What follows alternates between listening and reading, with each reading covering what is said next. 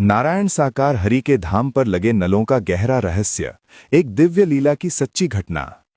प्यारी दुलारी साथ संगत, आज मैं आपको एक ऐसी सच्ची घटना सुनाने जा रहा हूं जो नारायण साकार हरि के जीवन। सुनने वाले को लगता है जैसे वे खुद उस समय में पहुंच गए हों। मैं इसे विस्तार से बताऊंगा। ये कहानी उस समय की है जब नारायण साकार हरि, जिन्हें भूले बाबा के नाम से भी जाना जाता है, मात्र 12 वर्ष के बालक थे। बचपन से ही वे असाधारण थे। गांव के बच्चे उनके साथ खेलते, लेकिन उनकी आंखों में एक ऐसी चमक थी जो साधारण बच्चों से अलग थी। वे हमेशा शांत, करुणामय और प्रकृति से जुड़े रहते। गांव के लोग बताते हैं कि वे अक्सर नदी किनारे या जंगलों में घूमते और जानवर भी उनके पास आकर शांत हो जाते। लेकिन इस घटना ने उनकी दिव्यता को सबके सामने प्रकट कर दिया। एक गर्मियों की दोपहर थी। सूरज आकाश में चमक रहा था और बहादुर नगरी गांव की पगडंडियां धूल से भरी हुई थीं। नारायण साकार हरि अपने 4-5 बाल सखाओं के साथ खेल रहे थे। उनकी आवाज में एक गहराई थी जो बच्चों को आकर्षित करती थी। वे खेलते खेलते गांव के उस हिस्से में पहुंच गए जहां एक नाला बहता था, भरा हुआ। गांव वाले इसे काला नाला कहते थे और रास्ता बदल कर निकलते थे। बच्चे भी डरते थे, लेकिन उस दिन खेल की मस्ती में वे नाले के किनारे तक आ गए। अचानक नियति ने अपना खेल खेला। नारायण साकार हरि एक पत्थर पर पैर रखते हुए फिसल गए और वे सीधे उस गहरे कीचड़ युक्त नाले में जा गिरे।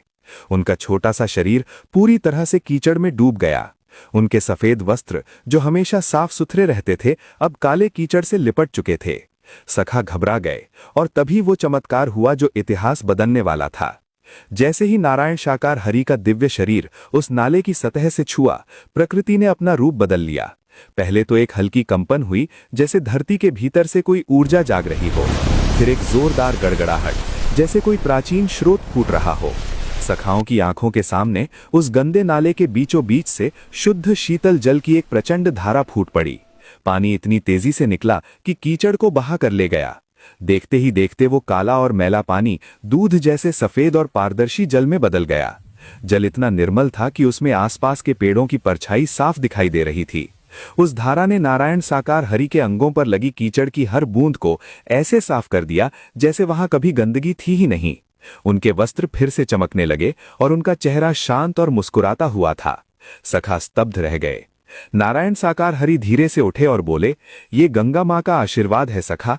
प्रभु की लीला में सब संभव है। वाकई वो कोई साधारण जल नहीं था। गांव वाले जो दौड़कर आए, उन्होंने देखा कि नाला अब एक पवित्र धारा में बदल चुका था। दुर्गंध की जगह अब सुगंध फैल रही थी और पानी इतना मीठा था कि पीने से मन शांत हो जाता। भक्तों का मानना है कि ये साक्षात गंगा मां थीं जो अपने प्रभु के चरण पकड़